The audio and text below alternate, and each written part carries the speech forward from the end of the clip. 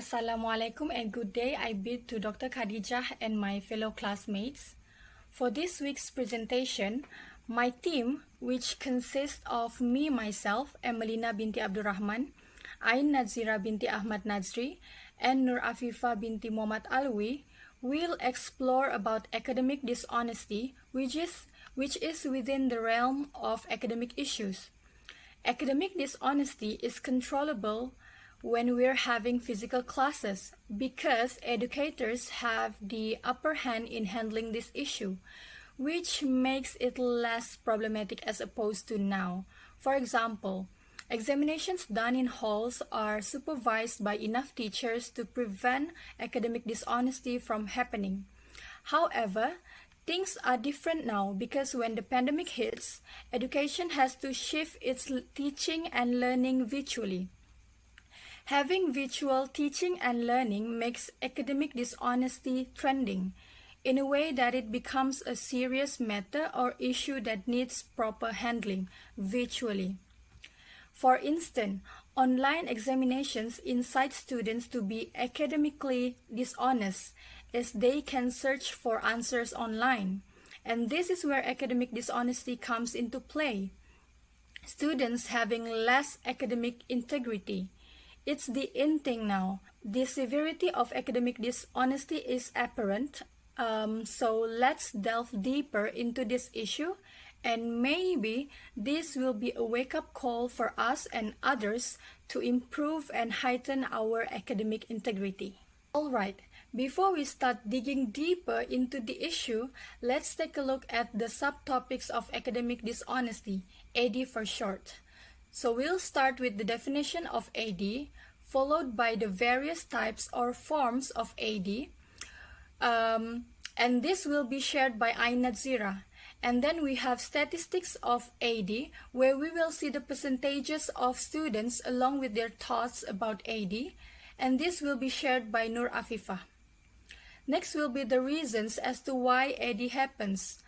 And we also have discouraging AD, where we will share about why we need to eliminate AD, its effects in two categories, which are short-term and long-term, and how we can avoid academic dishonesty from happening.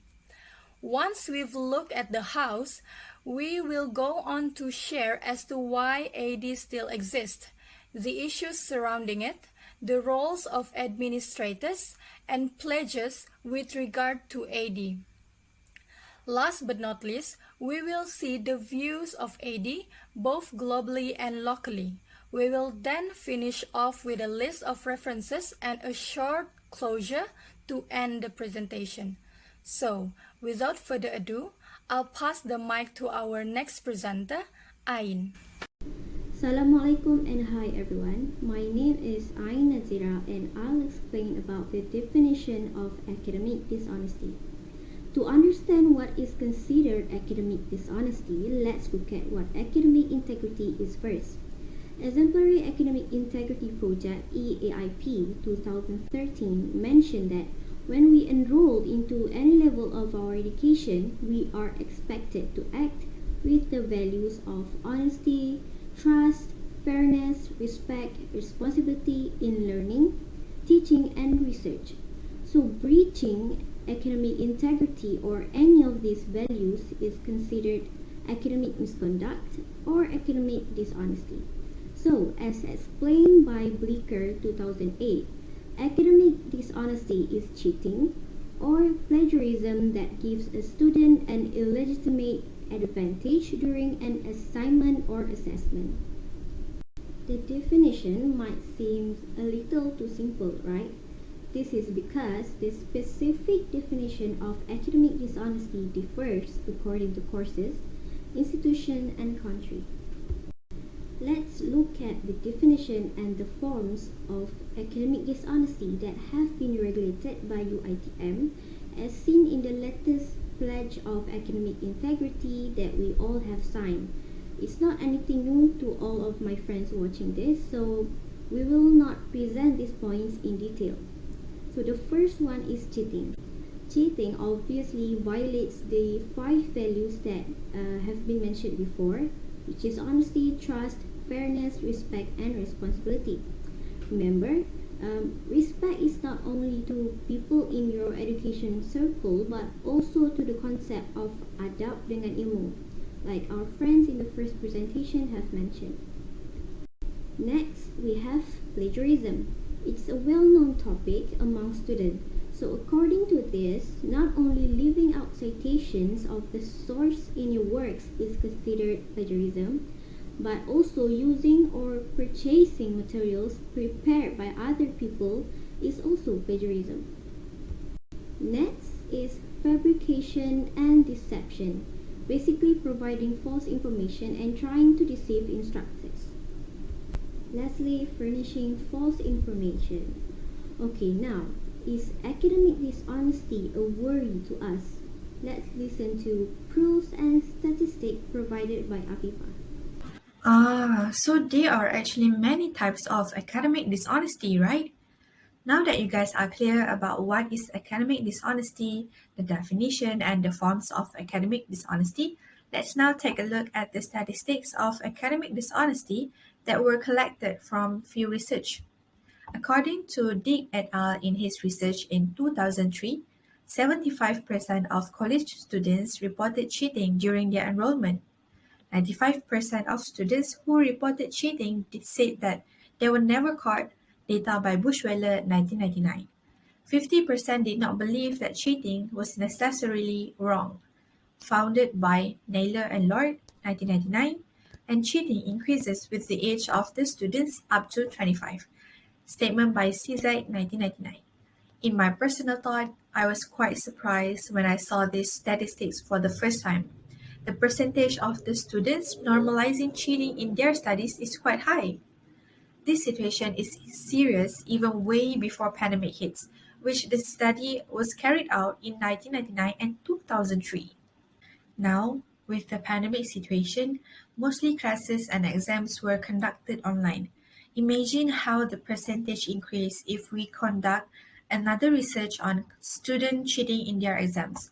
With online distance learning, with no assist from teacher, with tons of apps that supports the act of academic dishonesty, although they said that the apps that they created, like Mathematics Solver, are helping students to finish their homework, the apps are also somehow actually promotes and cultivate students to commit academic dishonesty because students will rely on the apps to solve and finish their homework instead of putting efforts to think and solve the homework all by themselves. Alright, I have covered the statistics of academic dishonesty, but I wonder why do students actually commit academic dishonesty, yeah? Ain, can you explain to us? Okay, now the real question is why do students commit academic dishonesty? The simple answer is because it is beneficial to us. But let's try to understand deeper by looking at these two categories. Multiple studies tried to develop a profile of students that are prone to cheat, but it was found that personal characteristics provide little promise for the identification of those that commit the acts of academic dishonesty. For example, one study by Kervlet and Sigmund found that gender is not significant, whereas another study by Mishkari and Lawrence reported that women are less tolerant of unethical practices. But another study found that women are less likely to admit to cheating. Academic major certainly doesn't signify the probability of cheating, as it was mentioned in Marshall and Varnon 2017 that cheating was found occurring in many university courses.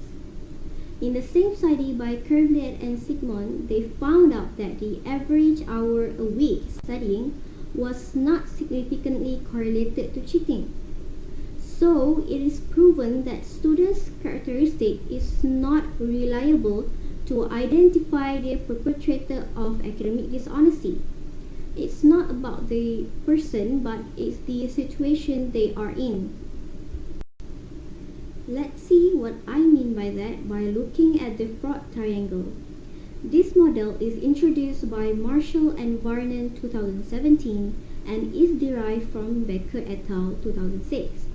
It consists of three elements, which are pressure, then opportunity, and lastly rationalization. Let's look at it in detail.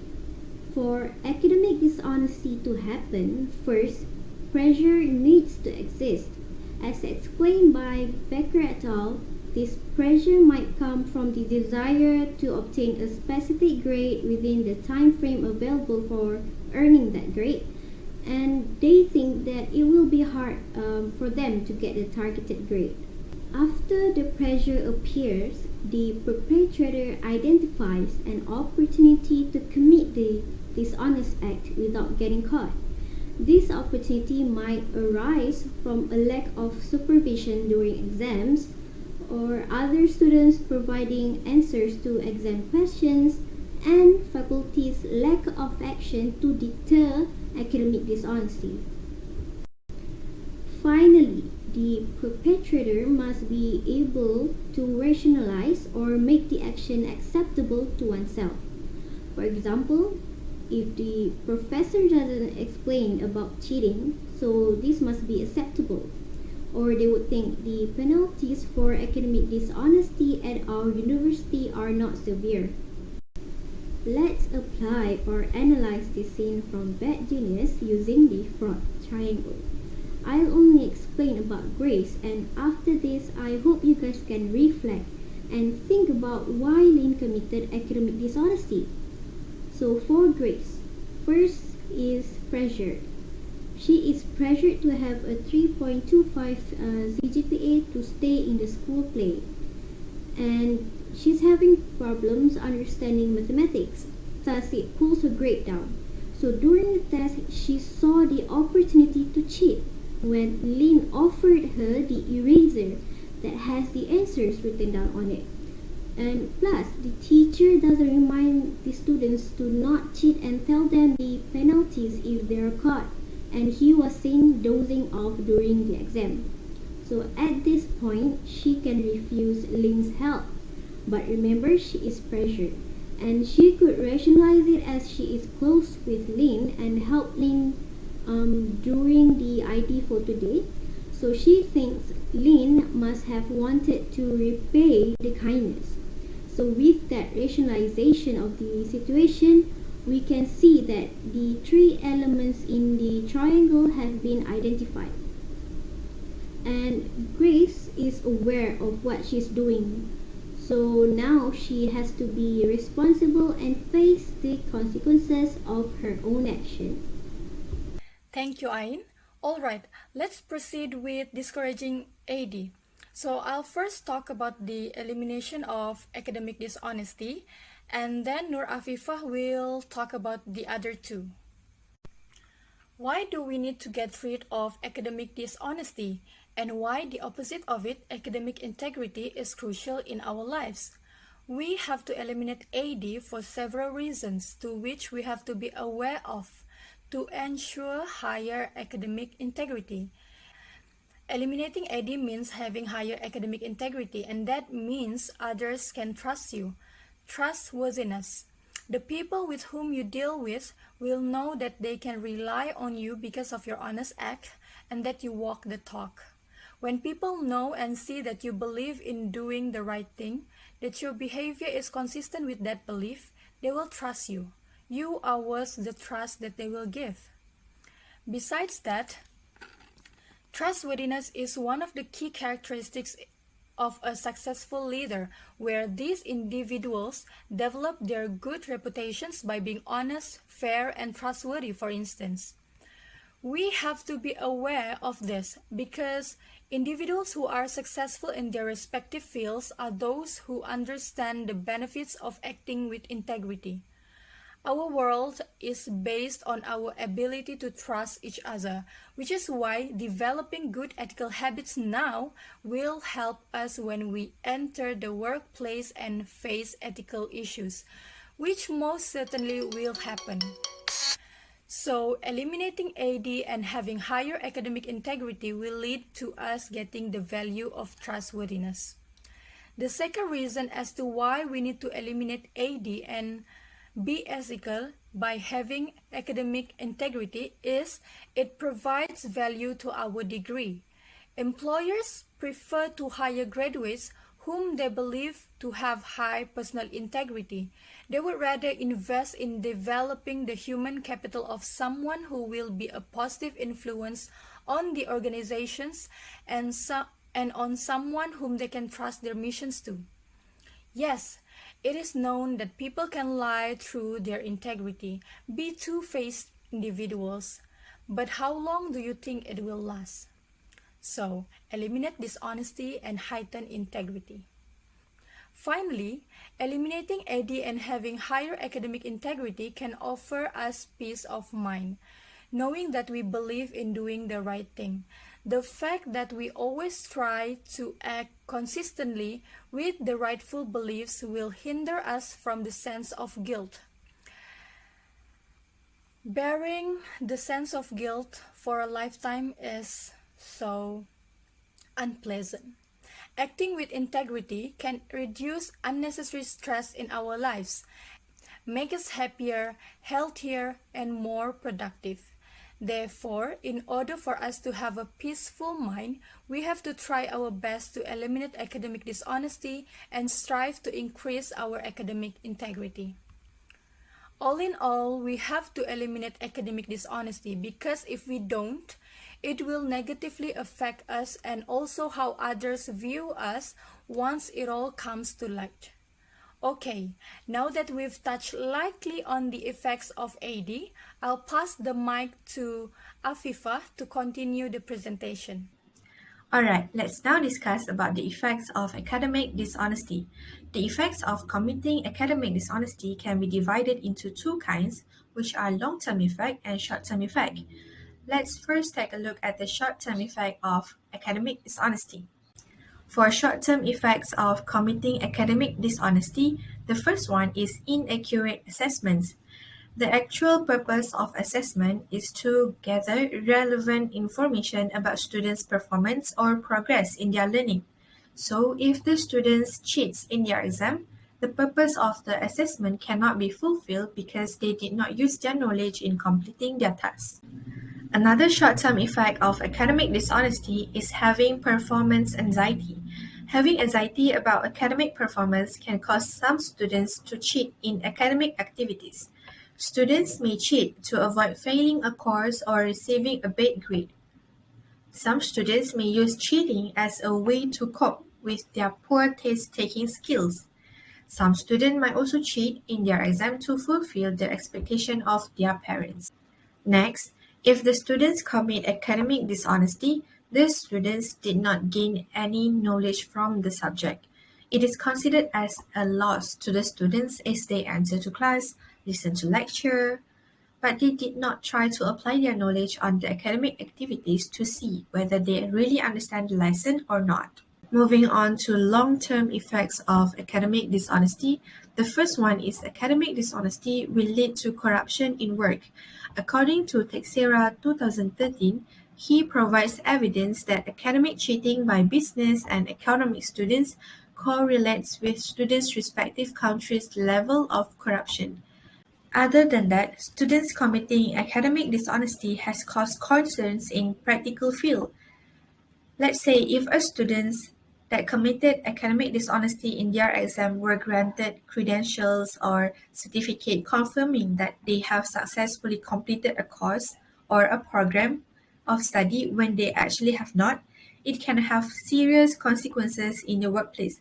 For example, if someone obtained the credentials to practice in medicine, in engineering, or law through habitual academic dishonesty, public safety and welfare could be in danger. Alright, the last point of long-term effects of academic dishonesty is social consequences. According to CZEC 2003, he discussed the moral consequences of academic dishonesty, which one of it is cheating.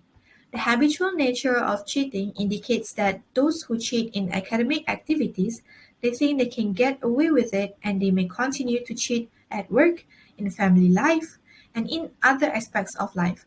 In the long run, this attitude can be harmful not only to the cheater, but to everyone else affected by his or her actions. Alright, now that you have listened to how committing academic dishonesty can affect us in short term and long term, I believe some of you might now take this issue seriously and wonder, what should we do to avoid academic dishonesty? Now I will present on how to avoid academic dishonesty using this diagram named Academic Dishonesty Attack. This diagram is actually a proposed framework that offers a four-pronged attack on academic dishonesty that includes prevention, detection, investigation, and follow-up, as you can see in the slide. The first attack on academic dishonesty is prevention. In school, prevention efforts predominantly appear in the form of removing opportunities, mainly by implementing controls. For example, security over exams, calculated questions, different version of the same exam, a seat between students, teacher walking around the room while students taking exam, etc. That was the physical prevention. In this framework, it is strongly believed that prevention also starts with internal prevention, which the first one is to tone at the top. What is tone at the top? Tone at the top refers to appropriate modeling of actions and behaviors by those in administrative power. Appropriate modeling by those at the top of the organization provides examples to the other individuals in the organization. The next one is honor codes. Honor codes are actually the same with the integrity pledge that we are required to sign for every subject. Have you signed the pledge? If you haven't, don't forget to do so. Okay, get back to the point. The integrity pledge were created so that students kind of have awareness or they are being informed early that cheating is wrong. Plus, the students are also clear about the enforcement if they commit academic dishonesty. Hence, the academic dishonesty can be prevented. Next, detection. Detection here simply means the identification of suspicious activity, red flags, report by others, and etc. It is then followed by professional skepticism, which it suggests that educators pursue cases which appear out of the ordinary. For example, a student that earns a D two times in the same course when completing it in face-to-face environment, but makes an A when enrolled in the same course in the online environment would certainly appear to be out of the ordinary and worth pursuing. While for risk assessment, it involves evaluating the environment in which the dishonest act occurred. From an academic perspective, the environments include inside the physical classroom, student study places, and online course delivery. According to Chen et al. 2014, the literature indicates that students are less likely to cheat when they believe they are being watched. After red flags or suspicious activity being detected, the red flags should then be carefully investigated with professional skepticism and objectivity. Faculty should avoid jumping to the conclusion that cheating occurred without properly investigating the red flag. For example, an investigation of two students submitting work with similar points considered as red flags, but it may also indicate that they discussed the assignment together. And after that, if the students were proved wrong and they really committed academic dishonesty, faculty should present evidence objectively and with openness to questions from institution personnel. The reporting should then be fair and objective so that other students can take it as a lesson and also for educators too to be aware of the situation. In addition to serve as a prevention method, following up on an act of academic dishonesty sends a confirming message to students that cheating will not be tolerated. Consequences to cheating exist and consequences will be enforced. Consequences of cheating should appear on the course syllabus. Other than that, faculty should penalize dishonest students, indicating that failure to do such could be viewed as violating the faculty policies and lower down faculty's reputation. That is all for academic dishonesty attack. I hope you gained some idea to avoid academic dishonesty as a future educator. However, as we all know, planning on prevent something is very easy, but to actually apply it, I bet it's hard. Let's now proceed to listen on what Ain wants to say regarding the issues of AD. Now, we will talk about the issues regarding academic dishonesty. The first one that we'd like to discuss is how administrators downplay this problem in general. And the second one is the efficiency of UITM's pledge. The main reason why a lot of universities around the world swept this problem under the rug is that they don't want to make a big headline out of it and tarnish the university reputation. So, care must be taken to handle these issues, like following the procedure that has been set by the university properly. And professional skepticism is required to identify the red flags, investigate, interview alleged offenders, and make the determination that academic dishonesty was actually breached. Maybe the educators themselves think that when a student is caught, it might ruin the student's life.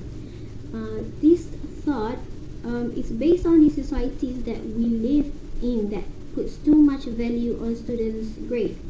I think most of us understand that there are different types of intelligences, but society as a whole still values only a few of those types and would only acknowledge the grades.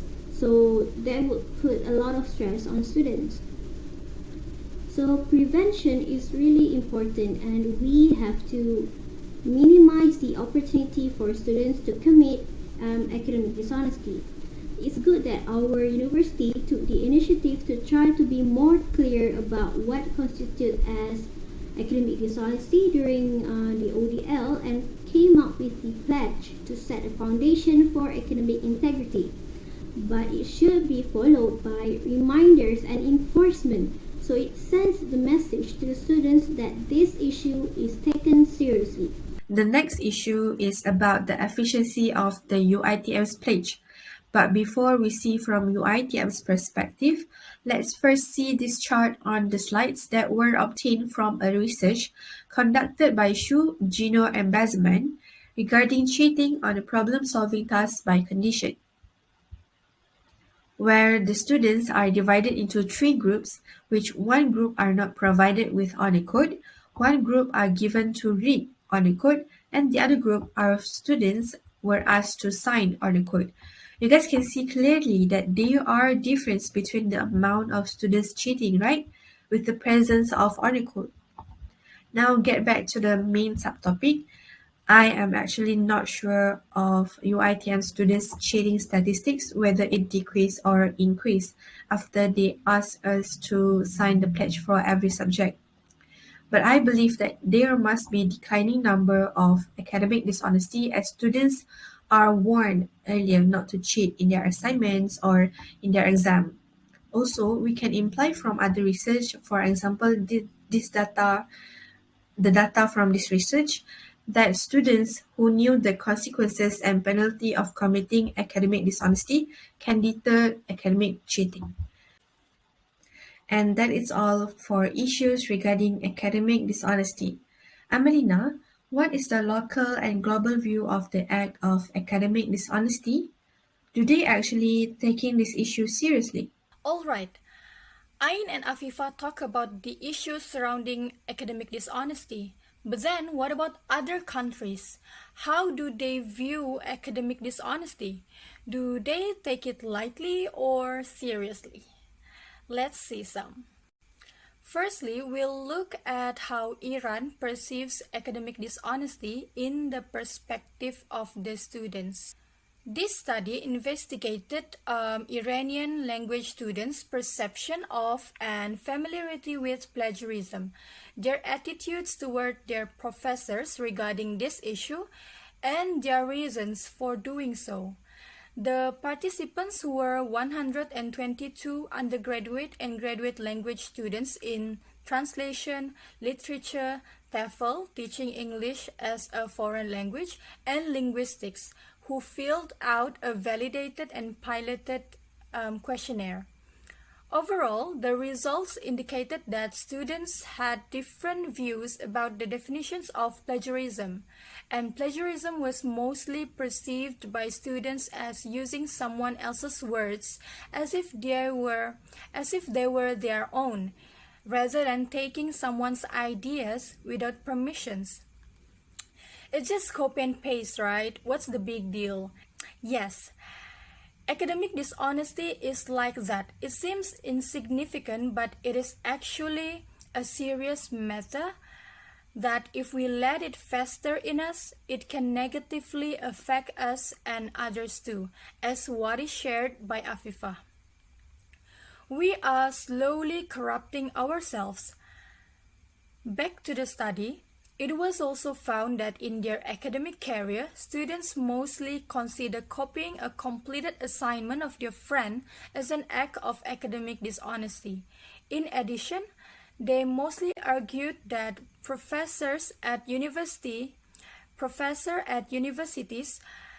guessed about who might have done plagiarism instead of checking it themselves, and they use different strategies to detect plagiarism.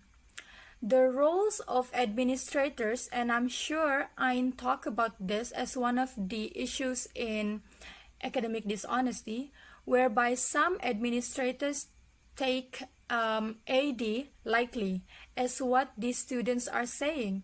Professors guessing who plagiarized instead of checking it themselves. Besides that, the study also indicated that Iranian students had different reasons for plagiarism, but they mostly plagiarized because of the ease of plagiarism. Note that this research was done in 2013, so maybe, just maybe, academic dishonesty is not as trending as it is now, which is why they find it easy to do so. But we have so many apps and so many websites to detect EDI now, such as Turnitin, which our lecturers always use. Finally, the results of the survey showed that the majority learned about plagiarism from their university professor. So I guess these students are oblivious of academic dishonesty in the first place. You can share your first encounter with AD later on during the activity, okay? Next, we have the perspectives of Chinese students with regard to academic dishonesty. In the first study shown, it examined AD of 586 Taiwanese graduate students, the relationship between students' academic dishonesty and their perceptions of the academic dishonesty of their peers, and their judgments regarding the seriousness of academic dishonesty. Ain talked about whether gender influences the AD of students, and in this study, results showed that female students who were more critical of AD rather than male students in the areas of fraudulence, plagiarism, and falsifications, to be specific. This means that female students consider a lot of aspects before resorting to academic dishonesty. However, from this study, male students demonstrated more awareness of peer involvement in academic dishonesty than female students. It means that male students are aware of their friends involved in AD, as opposed to female students, as they probably didn't realize that their friends are academically dishonest. Besides that, through this study, it is known that master's students confess to greater involvement in academic dishonesty compared to PhD students. And this is because PhD students were more disapproving of unethical acts as compared to master's students. Another study by Su Chiang and others investigated students' perceptions of their own and their peers' academic dishonesty, the reasons for this dishonesty, their achievement goals, and their willingness to report AD within a Chinese cultural context.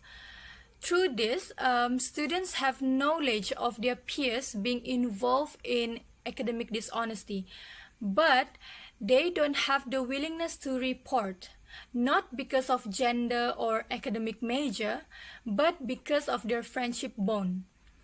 However, they will report their classmates instead due to weaker bonds or relationships, meaning that Chinese students are keeping it loyal to their friends, right? In terms of motivation to indulge in academic dishonesty, female students said that the lack of penalties drive them to commit AD, while male students commit it due to their lack of attention to schoolwork.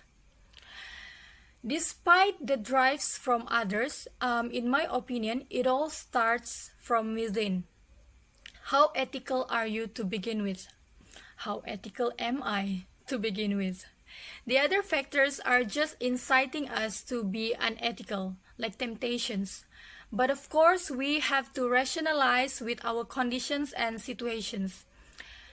But then, academic dishonesty is still unethical and deserves some sort of penalties or punishment.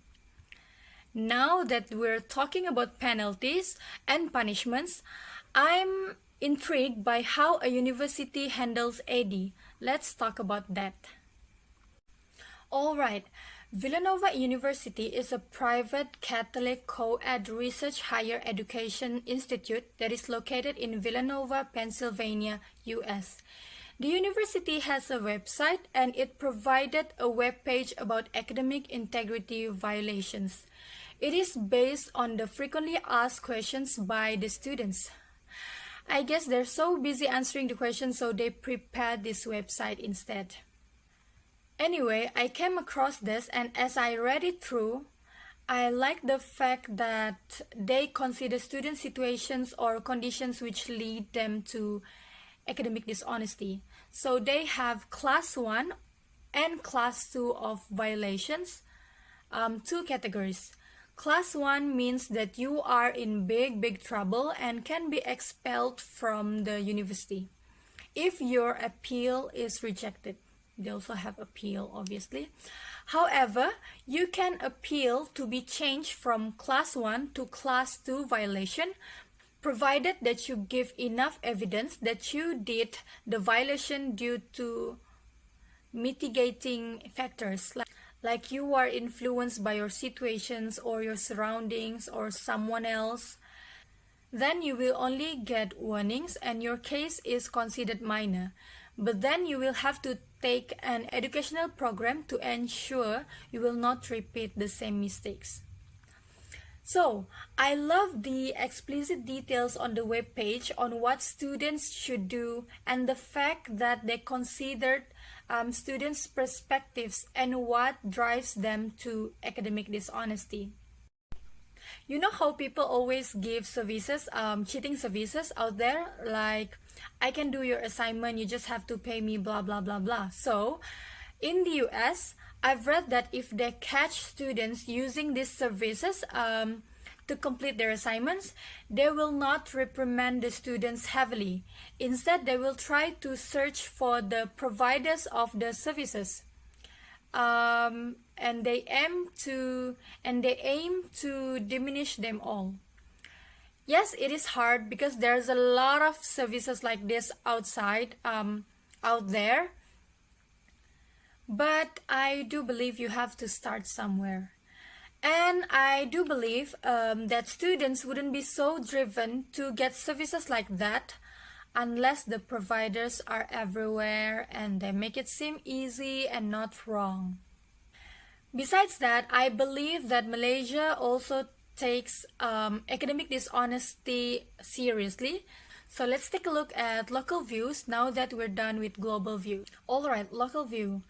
So this study is done by Norshiha and Norliana, and Norshiha is from the Faculty of Education, UITM Shah Alam, back in 2012 when we hadn't moved to Puncak Alam.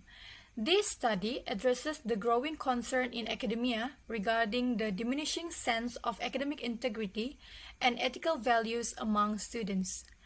It attempts to broaden the understanding of the topic in two ways. Firstly, by focusing on a specific category of students, mainly TESOL teacher trainees, and secondly, by investigating the incidents and motive for cheating in examinations among teacher trainees. The rationale for highlighting this particular group comes from the higher expectations for ethical behavior from teacher trainees, who are expected to respond ethically and prevent academic dishonesty in their capacity as professional practitioners. An online survey was conducted among 71 students enrolled in a 4-year teacher education program in a university in Malaysia, and the results showed that a majority of respondents, 82%, had cheated before and did so despite knowing the consequences. The most quoted reason for cheating was lack of preparations and the pressure to excel, as well as instructional situations that are perceived as excessively demanding. Although this is the environment that we live in, stressful environments as we are expected to excel no matter what, it doesn't justify the act of academic dishonesty, in my opinion. I believe that the lack of self-discipline contributes to the rise of unethical behaviors. Therefore, we need to be hard on ourselves with regard to academic integrity. We cannot ignore the pressure felt, but we can definitely do something about it and not resort to academic dishonesty. This is another study in which one of the researchers is from the Academy of Language Studies, UiTM Kedah, and was done this year. It focuses on the Book of Academic Rules, Buku Peraturan Akademik, where they asked the UiTM Kedah students, 536 students from 5 faculties, whether they are aware of the existence of this book. The results showed that 75% of the students were aware of the book, but only 59.1% of the students read the book. In terms of understanding, the majority of the students understand the content of the book, yet academic dishonesty still happen around us. Besides that, most of the students take the matter of copying assignments as a very serious matter and shouldn't be overlooked.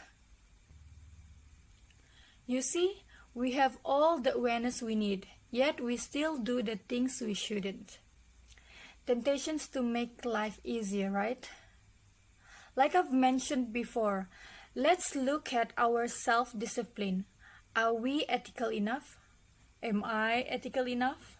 These kinds of questions for us to ponder, to get that awareness back and take action to improve ourselves, to rely on our potential instead of other materials or people.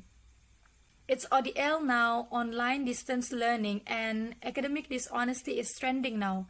We even have the pledge, right? How effective do you think the pledge is? Is it effective enough to evoke the conscience in you? In me? These kinds of questions to bring us back to the right path. Ponder on that. So this study focuses on whether academic dishonesty is a cause for concern. Yes, we have to be concerned about academic dishonesty. Moreover, right now teaching and learning is shifting to virtual. Alright, we've shared about academic dishonesty as much as we can. In my opinion, it all boils down to you yourself. How aware are you of making sure you have high academic integrity? I'm sure you filled in the UiTM's Academic Integrity Pledge for each course. So it all depends on how you bring yourself in honoring the pledge you filled. Do you honor your pledge? Am I honoring my pledge? That's the big questions we should ask ourselves. And note that academic dishonesty does not happen naturally. Same goes to academic integrity. It does not heighten on its own. We have to work for both, avoiding and improving, respectively. Yes, we can change ourselves. We can involve in AD and then we change in the future. But remember that all habits die hard. I've read cases where lecturers give extra marks in return of sexual favor, sexual harassment. So, a senior lecturer at the private University of Kigali, Rwanda, Africa, was dismissed in mid-July this year over alleged sexual harassment linked to students' marks. The irony is that Rwanda is one of the safest countries to visit in Africa. But then students are not safe from these predators who stems from academic dishonesty. And this is only one example of malpractice or academic dishonesty by working people in a university. Imagine our children experiencing this. Imagine you yourself experiencing this. It has to start somewhere. So let's start with you. Let's start with ourselves. Before we end our presentations, we've provided a list of references that we referred to while working on this topic, and you can check them out later. So I guess that is all from us. We apologize for any inconvenience. Thank you for joining us today. Have a great day ahead. Assalamualaikum.